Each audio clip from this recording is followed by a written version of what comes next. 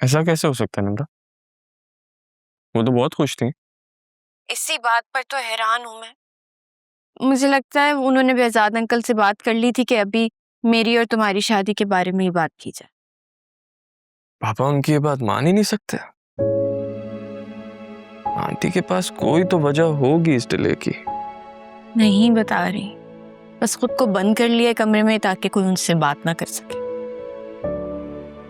वो यकीनन किसी के प्रेशर में आके ऐसा कह रही होंगी। लेकिन सब तो खुश हैं उनके इस फैसले से। उन पे कोई प्रेशर नहीं है मानी। तुम क्या चाहती हो? वादा किया था तुमसे, हमेशा तुम्हारा साथ दूंगी। फिर बेफिक्र हो जाओ, वही होगा जो हमने प्लान किया। ठीक है?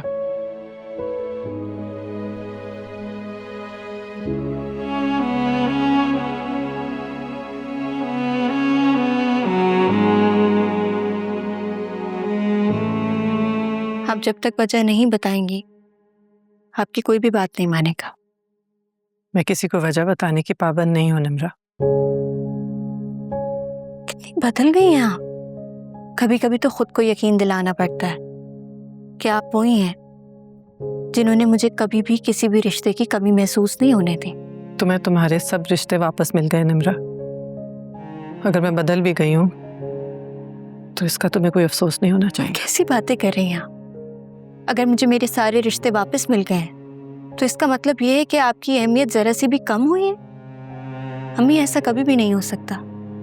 आप आज भी मेरे लिए सबसे ज्यादा अहम है। अगर इतनी अहम हूं तो प्लीज मुझे मजबूर मत करो। मैं जो चाह रही हूँ अपनी खुशी से चाह रही हूँ।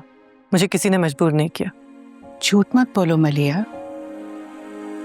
बेहजाद से शादी से इनकार तुम्हारी मजबूरी हो सकती है लेकिन खुशी नहीं। आपको खौफ किसका है?